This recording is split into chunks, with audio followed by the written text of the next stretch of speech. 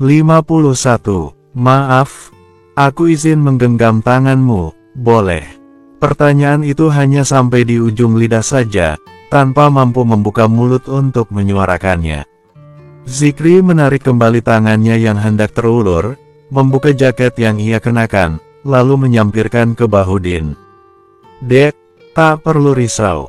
Sekarang sudah ada abang, yang akan memastikan bila segala sesuatunya baik-baik saja. Oma pasti sembuh, kita lalui semua ini bersama-sama, ya. Din menoleh, menatap tepat pada manik Zikri. Oma pasti sembuh, kan, si. Nyata mungkin pergi meninggalkanku seorang diri di dunia ini, kan? Insya Allah, Oma adalah sosok yang tangguh, sama seperti putrinya. Keinginan terbesarnya ialah melihatmu bahagia, berkeluarga dengan laki-laki tepat. Zikri menggeser duduknya sampai berjarak satu bangku kosong, mengambil sapu tangan dalam saku celana. Laptu ingusmu, sudah mirip aliran anak sungai, selorohnya mengenyahkan kecanggungan. Kau memang perusak suasana. Din merebut kain terlipat rapi, mengelap kasar wajah yang bersimbah air mata, lalu sisih. Macam dirimu tak saja, dengusnya bercanda, yang disambut tawa lirih Din. Begitulah hubungan berkedok persahabatan itu, tanpa dipinta mereka dapat menempatkan diri di segala situasi. Zikri yang pengertian, lembut, penuh kasih sayang, memperlakukan Din dengan caranya sendiri. Begitupun dengan Din, meskipun ketus dan sering meledak-ledak, dia adalah orang yang paling lama menghibur Zikri, kala pemuda itu kehilangan kedua orang tuanya sewaktu masih remaja. Din, panggilnya lembut, kala si wanita menatapnya dengan wajah sembab. Apa keinginanmu masih sama, tentang sosok idaman suamimu kelak? Apa aku egois, si? Bila ingin memiliki suami yang masih mempunyai orang tua lengkap. Zikri menggeleng lemah, menatap jendela ruang inap Oma Inong. Tak ada yang salah, setiap insan memiliki hak penuh atas pilihan hatinya sendiri. Aku paham, bila engkau ingin merasakan kasih sayang seorang ayah. Din menyandarkan punggung pada kursi kayu panjang, netranya menerawang jauh. Dulu sewaktu ku masih kecil, momen yang paling dinanti ialah kala almarhum ayah Abdul dan Bapak Abidin mengusap pucuk kepala Ni. Rasanya begitu damai, dalam hati aku terus mengucapkan puji syukur, dan membatin, ternyata seperti ini ya wujud nyata kasih sayang seorang ayah. Dengan bertambahnya hari, usapan lembut tuh tak lagi cukup, aku menjadi tamak menginginkan lebih, seperti dipeluk, dilambungkan tinggi-tinggi dalam gendongan. Tetapi apalah daya, jangankan merasakan kasih sayang seorang ayah, melihat rupanya saja ku tak bisa. Din terkekeh lirih, menutupi wajahnya dengan kedua tangan.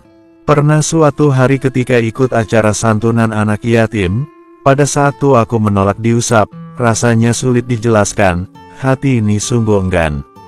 Aku merasa begitu menyedihkan, berdiri terpisah dari anak lainnya yang memiliki orang tua lengkap. Mereka tersenyum bahagia kala sang ayah bukan hanya membelai rambut, tetapi mengecup sayang pipinya. Dari sanalah timbul rasa iri, ingin juga merasai dikasihi. Lambat laun dengan bertambahnya umur, aku ingin seperti gadis remaja lainnya yang diperhatikan serta diperlukan lembut oleh sosok laki-laki berstatus ayah. Tak apabila bukan ayah kandung, bapak mertua pun jadi, sambungnya nyaris berbisik. Macam mana aku nak egois, rasanya tak sampai hati merampas mimpimu. Apalah daya diri Ni yang sudah yatim piatu, belum jua berjuang, sudah kalah lebih dulu. Dua insan itu sama-sama terdiam dengan pikiran masing-masing. Din masih menggenggam sapu tangan milik Zikri.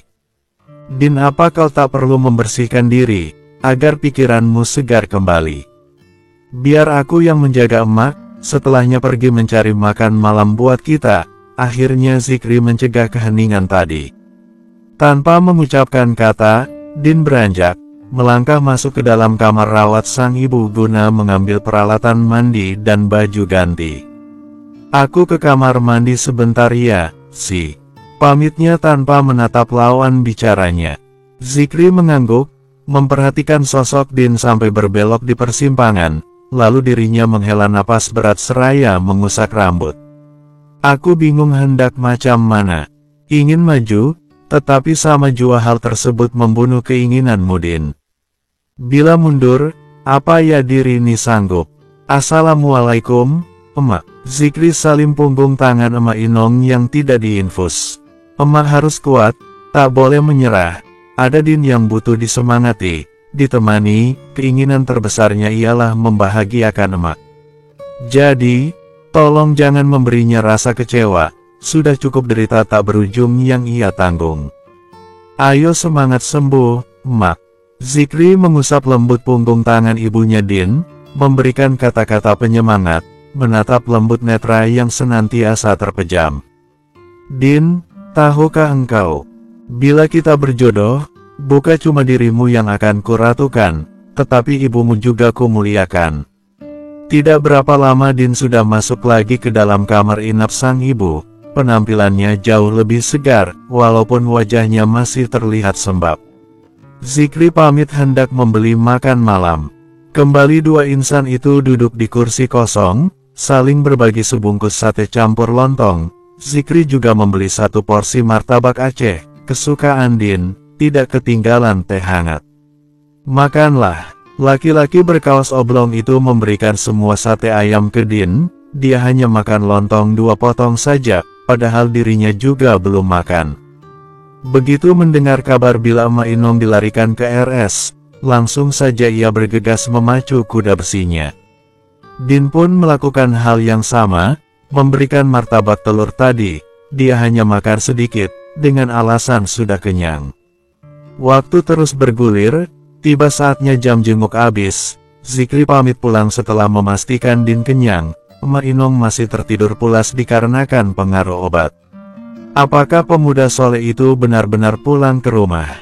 Jawabannya tentu saja tidak, dia memilih menginap di musola rumah sakit, menjaga dalam jarak aman, agar tidak mengganggu jam istirahat Din. Dasar bodoh, aku kira kau pulang, ternyata menemani sampai sejauh ini. Tolong jangan terlalu baik sih, aku takut bila hati ini lebih dalam lagi tertawan olehmu. Maafkan diriku yang tak bisa membalas rasamu. Sungguh aku juga mencintaimu, wahai Zikri Ramadan. Din bersimpuh pada karpet lantai musola, dirinya tergugu dengan bahu berguncang hebat. Ya, dia mengakui bahwa mencintai sahabatnya, tetapi memilih menyimpannya untuk dirinya sendiri, hanya kepada Sang Pencipta lah ia berbagi rasa itu. Andai kehidupanku tak serumit nih, andai pula kehadiranku begitu dinanti, bukan malah dicaci maki. Andai saja aku tak terlanjur memupuk dendam, maka saat ini, kaulah orang yang akan kumintai pertanggungjawaban atas suburnya rasa cinta di hatiku untukmu, Zikri Ramadan. Maaf, aku memilih jalan yang berbeda sih. Sebab ada dendam yang perlu dituntaskan, ada janji wajib dilunasi. Mereka yang telah menyakiti emak dan juga diri ini, sudah waktunya merasakan apa itu namanya neraka dunia. Din kembali beranjak, memilih sholat tahajud di kamar rawat inap, meninggalkan Zikri yang masih tertidur pulas tanpa selimut, bantal, bahkan jaket saja ia tidak mengenakan. Asteris, apa tak salah hitung, Bu? Mengapa biaya perawatan emas saya begitu murah? Bersambung, 52, pagi hari di rumah sakit kota kecamatan. Dokter dan seorang perawat baru saja selesai memeriksa kondisi Emak Inong. Alhamdulillah keadaannya lebih baik dari kemarin. Bila terus seperti itu, 3 hari lagi sudah boleh pulang. Emak mau apa? Din merapikan rambut ibunya yang sudah banyak terdapat uban. Pu garis bawah Yeang, ucapnya tanpa suara. Bibir yang dulu berbentuk sempurna itu, kini tidak lagi simetris dengan bagian bawah miring ke kanan. Begitupun dengan kelopak matanya yang turun, semua itu memang efek dari penyakit yang diderita oleh Emak Inong. Kap, sangat lembut wanita berwajah cantik nan tegas itu mengecup kening ibunya. Sembuh dulu, baru kita pulang. Emak harus semangat, tak boleh banyak pikiran, bila tak, kita akan lebih lama lagi menjadi penghuni RS nih. Emak Inong mengedipkan matanya, tanda tidak mau. Ya Rab, Tolong kuatkan hati hamba, jangan sampai air mata Ni tumpah ruah. Hati siapa yang tidak sakit, bila melihat kondisi sang ibu tidak ubahnya mayat hidup, hanya bisa mengedip, berbicara sepatah kata saja membutuhkan perjuangan luar biasa. Din membenahi letak selimut ibunya, memijat lembut kakinya, lebih tepatnya mengusap sayang. Dalam hati terus melantunkan doa sekaligus puji syukur atas nikmat pemberian yang maha kuasa, seperti ia katakan sebelumnya, akan menerima apapun kondisi ibunya, asalkan masih bernapas, agar dirinya memiliki banyak kesempatan untuk berbakti. Makwa Yen, Tante Din, suara lembut itu berseru. Siron yang berada dalam gendongan sang ayah, mengulurkan tangannya. Assalamualaikum, Nyak Zainab, Wahyuni, dan Hasan, bersamaan mengucapkan salam. Mereka datang dengan membawa buah tangan, yang diletakkan di atas lemari kecil. Waalaikumsalam. Din berdiri, meraih Siron, mengecup sayang pipi bulat anak sahabatnya. Nyak Zainab, mendekati ranjang, mengusap lembut lengan sahabatnya, sebisa mungkin menjaga mimik tetap hangat, padahal hatinya sudah menangis. Cepat sembuh Ma Inong, agar kita bisa bergosip ria lagi bersama Maksyam. Ma Inong berkedip, bersamaan dengan itu buliran bening mengalir dari sudut matanya. Tak mengapa diuji dengan sakit, anggap saja sebagai penggugur dosa. Semoga setelah cobaan ini, tinggal sehatnya, ucapnya Zainab lembut, kemudian dia bercengkrama sendiri, seakan tengah mengobrol dengan temannya. Wajahmu kenapa, Yun? Masam betul macam jeruk purut. Din menyenggol lengan kakaknya Mutia, dirinya masih menggendong Siron. Tapi, namanya anak kecil mana bisa betah berdiam diri, Siron minta turun. Hasan begitu sigap, hendak membawa sang putri berjalan di sekitaran taman rumah sakit, agar tidak mengganggu. Nak, salim dulu dengan nenek, ujar Hasan. Siron yang memang anak pintar, dan telah diajari adab sopan santun, langsung mendekati ranjang, berusaha naik tetapi tidak bisa, berakhir dirinya digendong sang ayah. Kap, kap, kap, sayang nenek. Siron mencium kening dan kedua pipi Ma Inong, yang dibalas gerak bibir samar seolah ingin tersenyum. Aku kesal sekaligus menyesal. Tempo hari membentak Siron kala ingin digendong oleh Amala. Wahyuni pun menceritakan kejadian di puskesmas, kala bertemu dengan sang sahabat. Din merangkul pundak Wahyuni, bersamaan dengan itu netranya menangkap bayangan wanita berhijab lebar di balik jendela. Posisi ranjang Ma Inong di ujung ruangan. Yun, cobalah berpikir luas. Kita mengenal Amala tak sehari dua hari saja, tapi sedari bayi bahkan kala masih dalam kandungan. Aku tetap yakin, kalau dirinya memiliki tujuan tersendiri, cuma belum berkenan memberitahukan kepada kita. Sebetulnya aku juga berpikir demikian, Din. Cuma terlanjur kesal, apalagi bila mengingat bagaimana perjuangan abangku, 10 tahun lebih bukanlah waktu yang sebentar. 3 kali lamaran kami ditolak, 2 kali Bang Agam menjadi saksi acara pertunangan Amala dengan pria lain, macam mana aku tak kecewa. Apalagi calon suaminya modelan si Hendy, laki-laki bermodalkan kuntul. Saking kesalnya, Wahyuni sampai tidak mengontrol perkataannya. Hahaha, ternyata masih ingat juga kau cakap jorok macam tuh, Yun. Din tertawa terpingkal-pingkal. Is kau nih, orang lagi gondok juga, malah ditertawai. Wahyuni memukul pundak Din, dirinya pun ikut tertawa lirih. Selepasnya mereka berbincang ringan, tidak lagi membahas Nur Amala, apalagi kedua pasien lain sedang dijenguk sanak saudaranya. Tiba waktunya baginya Zainab beserta anak menantu dan juga cucu, untuk berpamitan, mereka menyelipkan amplop di tangan Ma Inong. Ema dengarkan apa yang diucapkannya Zainab tadi. Tak boleh banyak pikiran, cukup Din saja yang memikirkan serta memperjuangkan hidup kita. Ema tinggal duduk manis sambil ongkang-ongkang kaki, selorohnya lembut dengan binar mata hangat. Assalamualaikum. Nur Amala memasuki kamar rawat, gadis berhijab dan berpakaian serba longgar itu membawa rantang. Waalaikumsalam, sini. Din merentangkan tangan, meminta sang sahabat untuk datang. Maaf baru datang. Malah mengeratkan pelukan mereka, tidak terasa air matanya mengalir membasahi pundak Din. Jangan ditahan, menangislah. Agar sesak di dadamu sedikit lega.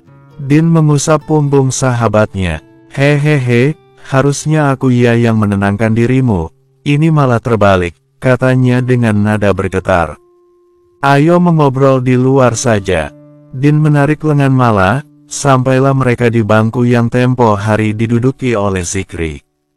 Tanpa dipinta, Amala menceritakan semuanya, perihal mengapa dia menerima pinangan laki-laki baru, saat dirinya baru saja dikhianati sang tunangan dan adik kandungnya sendiri. Dari awal aku sudah menebak, bila kau tak mungkin sebodoh tuh, menerima begitu saja pinangan laki-laki mata keranjang macam Hendy. Din menggenggam tangan Amala. Mala, aku lebih dari siap membantu. Sudah waktunya bagi ibumu untuk berpikiran luas, tak lagi kolot. Kebetulan 2 atau 3 hari lagi, emas sudah boleh pulang. Jadi, aku punya lebih banyak waktu. Terima kasih, Din. Kau selalu menjadi garda terdepanku, ucapnya tulus. Dan kau, selalu ada untukku, balas Din lembut. Pertemuan singkat itu pun harus diakhiri juga. Kedatangan Amala dan Wahyuni, mampu memberikan energi positif serta semangat bagi Din. Dia merasa tidak sendirian, masih banyak yang menyayangi. Apa tak salah hitung, Bu? Mengapa biaya perawatan emas saya begitu murah? Din sedang berada di depan meja kasir rumah sakit, memegang selembar kertas.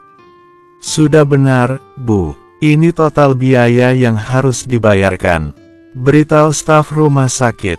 Kening Din mengernyit, batinnya begitu berisik.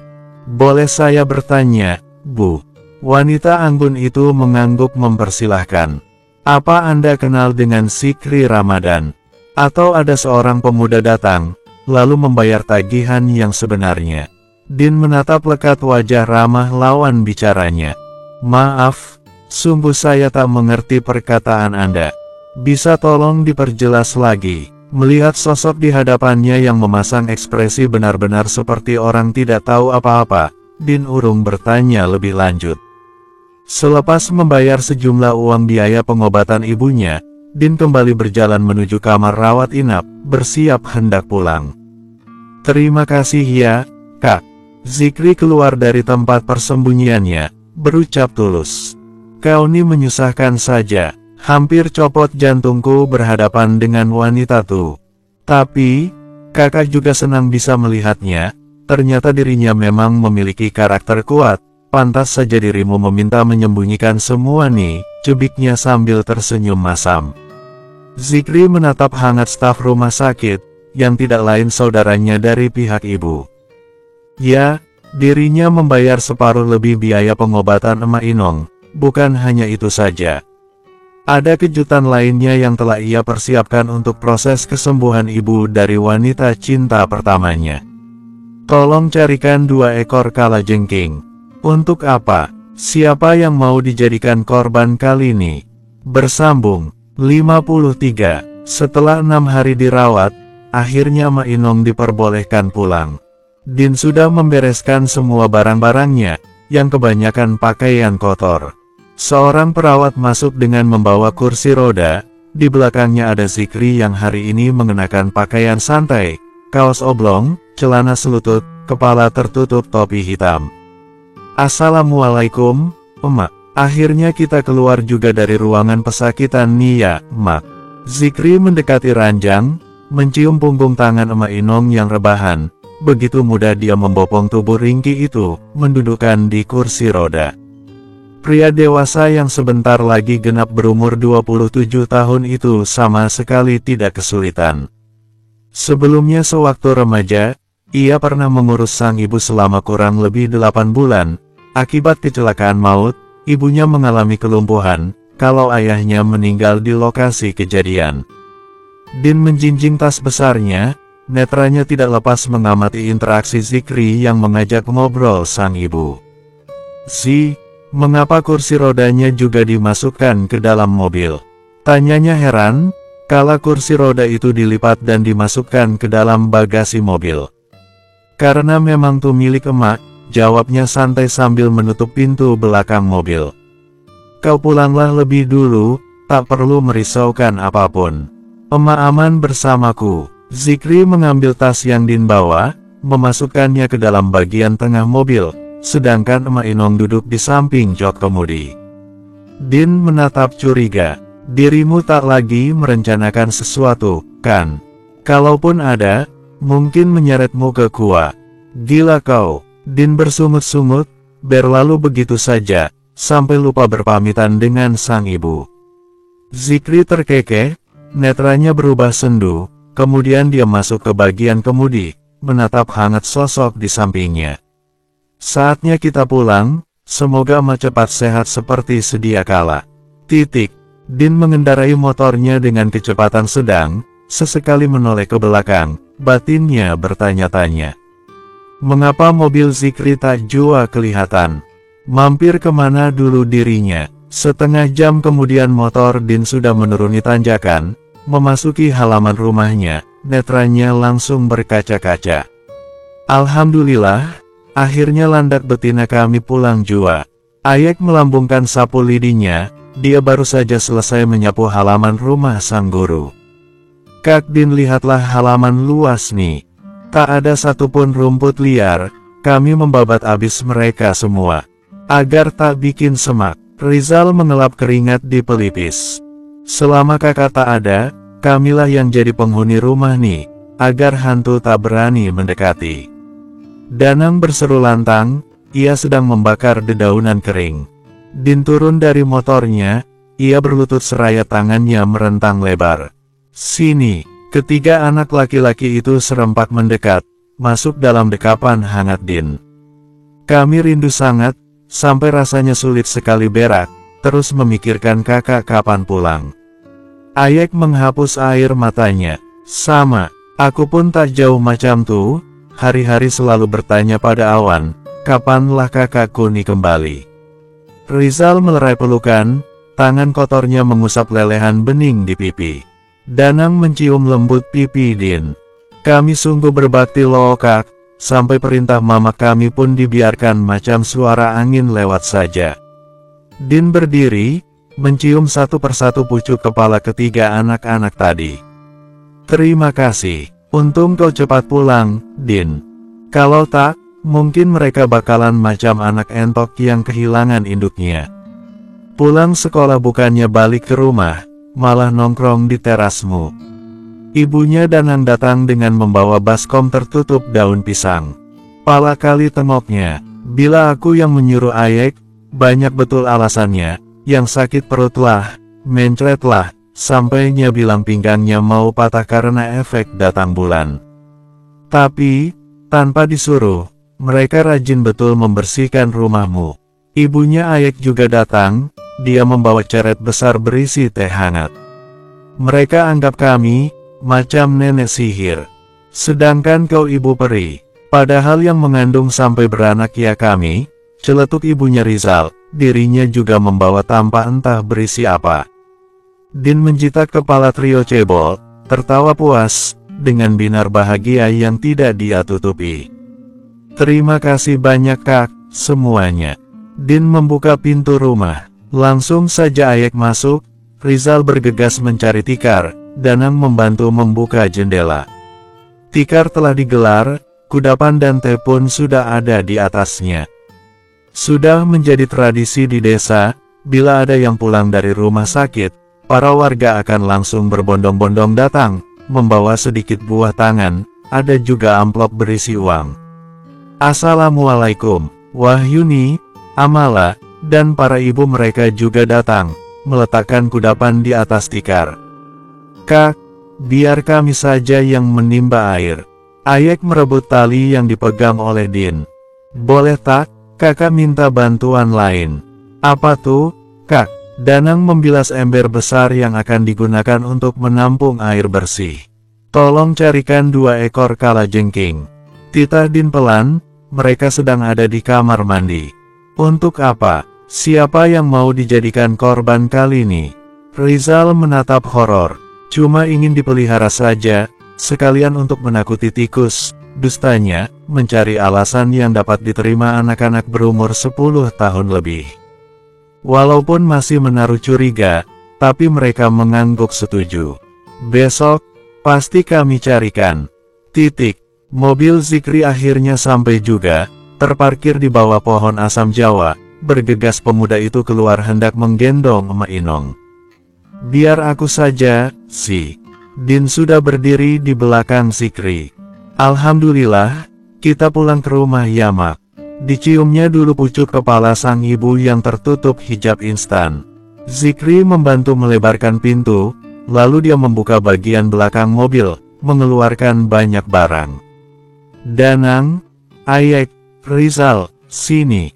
Tolong bantu angkat, dan letakkan di amben dapur. Trio cebol bergegas, begitu cekatan mengangkat plastik-plastik besar, kalau kursi roda Zikri yang membawa. Mereka lewat pintu belakang. Zikri memberikan satu kantong plastik lumayan besar. Jajan untuk kalian. Terima kasih telah menjadi anak baik budi. Ayek menolak, tapi tangannya menarik plastik tersebut. Kami ikhlas loh, Bang. Tapi, bila dikasih hadiah ia tak jua menolak. Emak Inong didudukan pada tilam ruang tamu.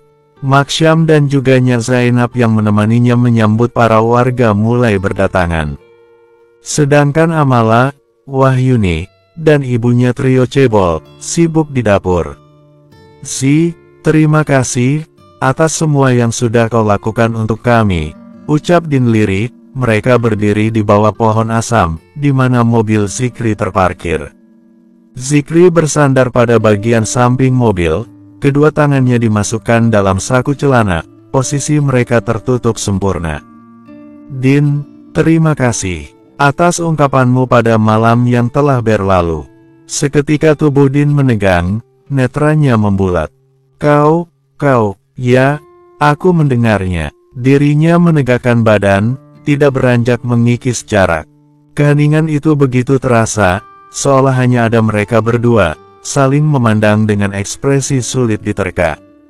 Kemudian Din berkata begitu lirih, entah apa kalimat yang ia haturkan, tetapi dibalas anggukan, senyum tulus dan linangan air mata. Zikri menangis tanpa suara, tersenyum begitu tulus, menatap lembut sosok Din yang memandang sendu. Tolong bawa kembali bajingan tuh. Telah tiba waktunya untuk bertemu si Indri. Pintanya dengan sorot mata tajam. Zikri mengangguk pasti, lalu membuka pintu kemudi, menyalakan mesin mobil, perlahan berlalu dari sana. Din mundur beberapa langkah, mengusap buliran bening, ketika dia berbalik, bersamaan dengan mobil minibus berhenti di samping halaman sebelah kanan. Nekblet, Zulham, Ayi, Indri, Idris, melangkah pasti hendak memasuki rumah Din. Baru saja Dirini pulang, langsung saja disambangi para hama. Din menghela napas panjang, bersambung, 54, adanya Zainab, tutur Nekblet begitu ramah, langsung salaman dengan ibunya Wahyuni, begitu juga dengan para wanita. Ibunya Wahyuni dan Amala disalami, disapa begitu ramah, tetapi Emak Inong seperti tidak terlihat oleh pandangan mata mereka. Seketika suasana menjadi canggung, apalagi melihat Nekblet dan juga lainnya, lebih memilih duduk di ujung ruangan, berjauhan dengan tilam Emak Inong. Mala, Yun, tolong ajaknya dan juga Mamak pulang. Tamu pun sudah tak ada lagi, biar Emakku bawa masuk kamar, agar ia bisa istirahat. Secara tidak langsung, Din meminta kedua sahabatnya dan ibu mereka untuk pulang, begitupun dengan orang tuanya trio cebol. Baik, Yuni dan Amala yang paham, langsung ke depan, berbasa-basi sebentar, lalu menarik lembut tangan ibu mereka. Sedangkan Danang, Ayek dan juga Rizal, sedang menikmati jajanan pemberian Zikri, di atas pohon asam Jawa. Selepas kepulangan para tamu, tinggallah keluarga inti. Din mendekati sang ibu, tanpa berkata apapun membopong tubuh wanita kesayangannya, membawa dan membaringkan di kamar belakang, yang sudah ia ganti spraynya. Kali ini, apa mau kalian? Tak mungkin kan? Tiba-tiba Sudi datang, tanpa adanya niat terselubung. Din duduk di atas tikar, berseberangan dengan keluarga pihak ayah. Cek, kau tuh selalu menaruh curiga, padahal kami betulan hanya ingin menjenguk emak kau, Din. Sangga Ai, tetapi tidak ditanggapi oleh sang keponakan. Neckblade akhirnya angkat bicara. Sebaiknya kau urus perceraianmu dengan Fikar, agar statusmu tak lagi jadi buah bibir. Tak enak pula mendengar nada sumbang yang ujung-ujungnya membawa nama keluarga besar kami. Setelahnya kalian kembali sibuk hendak menjualku dengan laki-laki lain dengan kedok perjodohan, kan? Perlu ku tegaskan, selepas aku menikah dan kini menjadi janda, maka terbebas pula dirinya dari cengkeraman para manusia titisan Fir'aun macam kalian nih. Din sedikit pun tidak gentar, tersenyum wakala melihat mimik terkejut mereka. Aku tak mau ikut campur lagi soal perjodohan, Din. Maksud awak ikut ke sini, cuma mau memintamu menderes getah di kebunku. Nanti hasilnya kita bagi 3, 1/4 untukmu, lainnya buat kami. Zulham ikut bersuara. Ku dengar kau tak lagi bekerja dengan keluarga Sidik, dikarenakan ingin fokus merawat ibu. Maka dari itu kami ingin membantu, bila dirimu pergi bekerja. Aku dan Bang Zulham akan menjaga ibu, tutur Indri, menyambung kalimat suaminya. Benar adanya kalau Din sudah tidak lagi menderes getah di kebun agam Sidik, dikarenakan tidak ada yang menjaga ibunya, hendak meminta tolong pun dirinya sungkan, sedangkan para tetangga telah memiliki kegiatan tetap, jarang ada yang menganggur. Din menegakkan punggung, menatap remeh Indri, lalu menoleh pada abang kandungnya. Bodohnya kau Zulham, memelihara lonte gratisan. Aku penasaran macam mana kalau sampai dirimu menonton langsung aksi tunggang menunggang Indri dengan mantan adik iparmu sendiri. Mengapa tatapannya berbeda? Apanya mengetahui belangku? Indri terlihat gelisah dan merasa terintimidasi. Baik, tapi setelah ku deres pohon karetmu, langsung saja ku sinso gergaji mesin sekalian. Biar tumbang semua tuh pohon. Kalau bersedia, bagi 2, bila enggan, cari orang lain, atau kerjain sendiri. Putusnya final. Zulham melirik sang istri, begitu mendapatkan anggukan, ia pun setuju. Din, apa? Hardik Din, menatap lekat sang nenek. Bertambah lancang saja kau, iya. Betulan kurang ajar, aku nih nenekmu. Tak sepantasnya dibentak. Neckblade menuding wajah Din, hilang sudah keinginan berbasa-basi. Bila ingin ku hargai, maka berlakulah yang sama. Jangan maunya dihormati, tetapi lupa caranya memperlakukan orang lain dengan baik. Neckblade diam seketika, lidahnya kelukalah hendak membalas. Biai, dengar-dengar putri kesayanganmu tuh tengah menjadi perbincangan panas loh. Dia kedapatan boncengan dengan laki-laki beristri, benarkah? Din tersenyum penuh maksud, padahal dirinya lah yang menyebarkan gosip murahan itu, dengan dibantu Ratu Gibah, Sinita dan juga Tari. Wajah Ai merah padam, tentu dia sudah mendengar selentingan kabar tidak mengenakan itu. Kau macam tak tahu para mulut sampah saja, mereka tuh iri dengan anakku. Masih muda tapi sudah memiliki pekerjaan bagus. Mana fisiknya cantik pula. Cantik-cantik tapi gratisan, maunya digarap pada semak belukar, mana merebut suami sahabat sendiri lagi. Memang tak ada otaknya si Winda tuh, cibirnya dalam hati, berusaha sekuat mungkin tidak menyeletuk, padahal lidahnya sangat gatal. Tapi, biasanya nih ya, gosip tuh, adalah fakta yang tertunda loh, mana mungkin ada asap kalau tak ada api. Sebagai seorang ibu, harusnya Bibik segera menyelidiki, takutnya malah kepalang tanggung nanti. Din menjentikkan ujung kuku jari. Jangan fitnah kau, Din. Putriku tuh wanita mahal, berkelas, mana mungkinnya mau berbuat hal menjijikan macam tuh.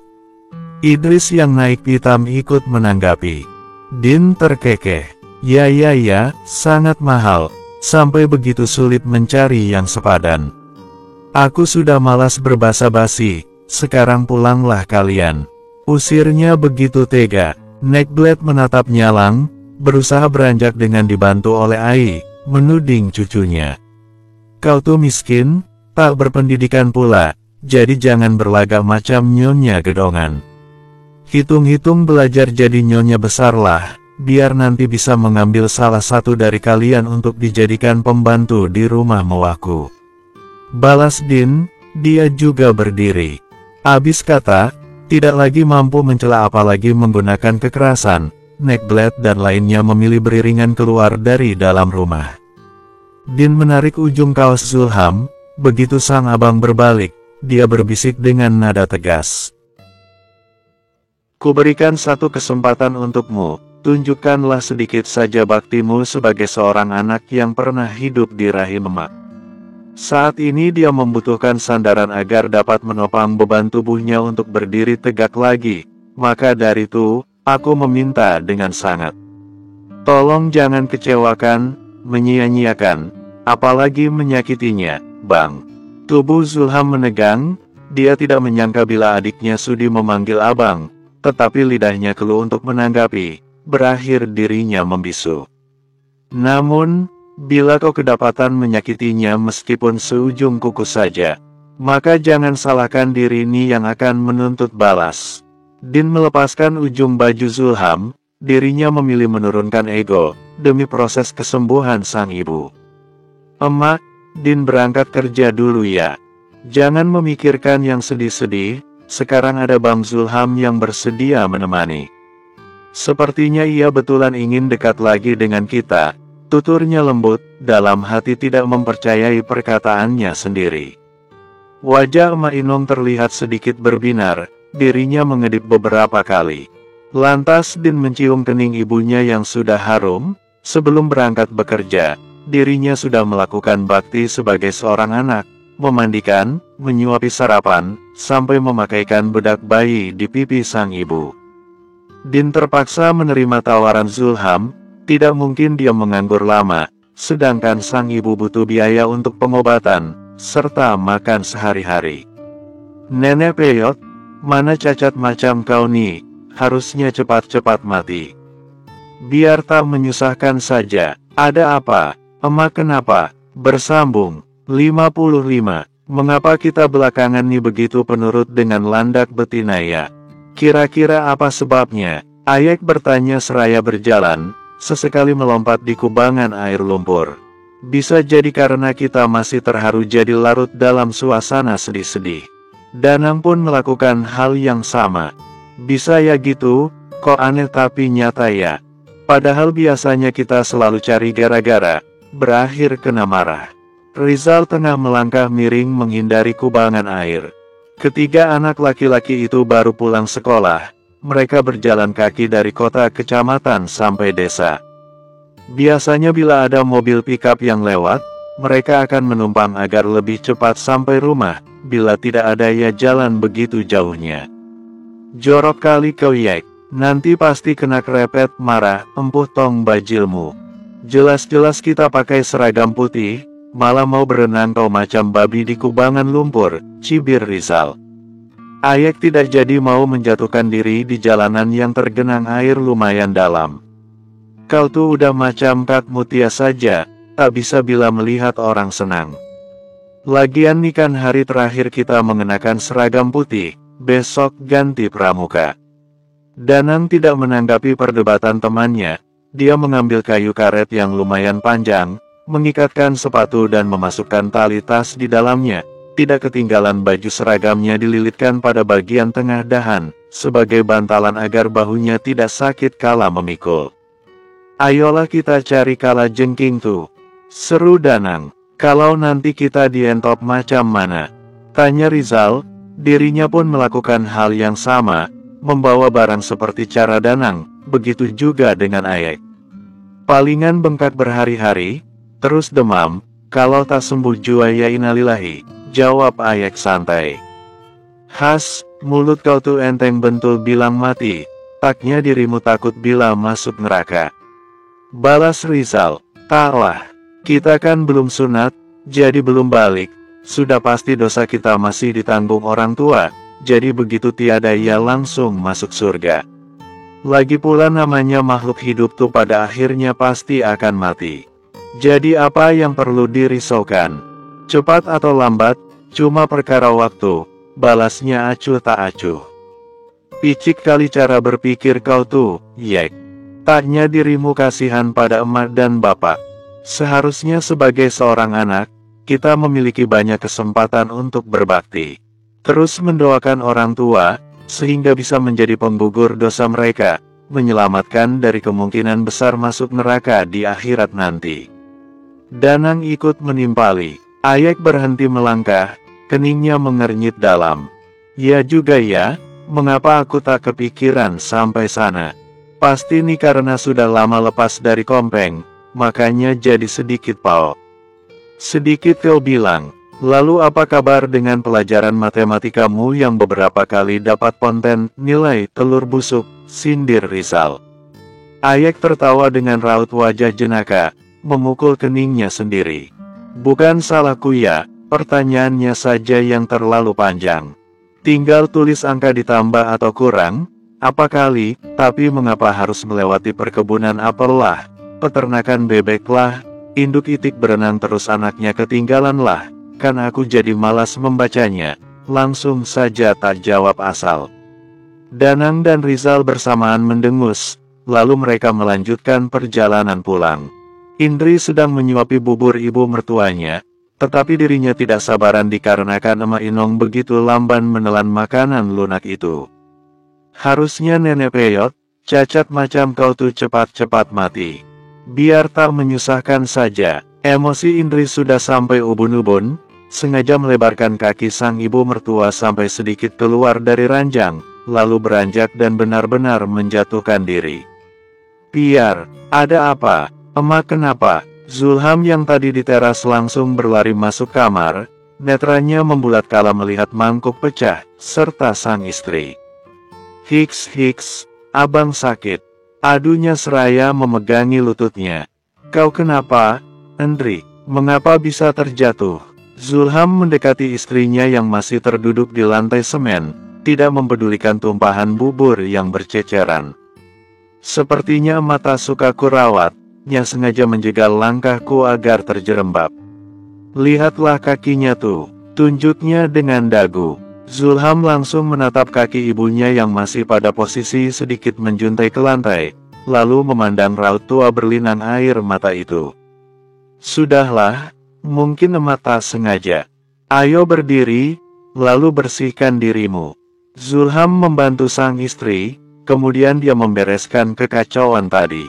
Terima kasih nak, ternyata kau masih memiliki hati nurani. Hanya saja salah memilih seorang istri. Ya Rab, hamba mohon, sadarkanlah putra hamba, agar ia bisa melihat dengan benar. Meskipun pahit, dirinya wajib tahu macam mana kelakuan si Indri. Tidak putus-putus emak Inong melangitkan doa, meminta pertolongan kepada Sang Maha Pencipta. Sialan, mengapanya tak langsung percaya seperti sebelumnya? Aku harus lebih gencar lagi membuat drama. Zulham harus terus berada di pihakku. Indri menggerutu, dirinya sedang berada di kamar mandi. Hari pun terus berlalu, tidak terasa sudah 2 minggu Din bekerja di kebun abangnya. Hubungannya dengan Zulham pun sedikit menghangat. Ayo mak, pasti bisa. Lihat bang, emak sudah bisa menggenggam bola karet. Din berseru antusias, kala seorang terapi medis sedang melakukan tugasnya di halaman samping rumah. Iya, Dek.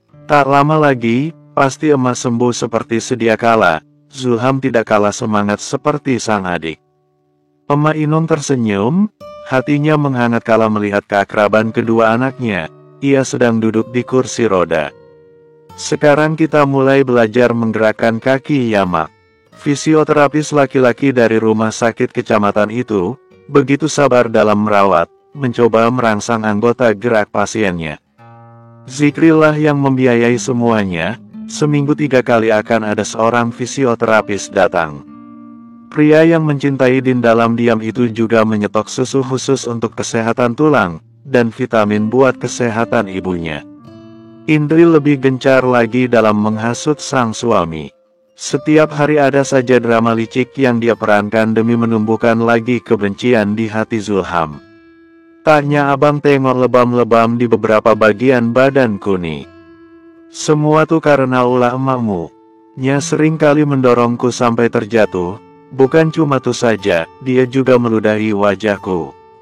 Indri menangis pilu, sampai bahunya bergetar. Kalau macam ini terus, lebih baik kita pisah saja. Aku tak mau terus-terusan tersiksa batin. Padahal niat awak tulus ingin merawatnya. Jangan cakap macam tuh, takkan ada perpisahan di antara kita sampai mautlah yang memisahkan. Zulham memeluk tubuh istrinya. Apa betul emas sejahat tuh? Tapi, mengapa bila ada aku di antara mereka, tak ada tanda-tanda bila emak membenci Indri? Namun, tak mungkin jua istriku nih sampai hati memfitnah. Titik, asteris, cukup mak, sudah muakku tengoknya. Kali ini tak ada kata maaf lagi. Kau juga harus merasakan sakit seperti yang ditanggung oleh istriku. Bersambung.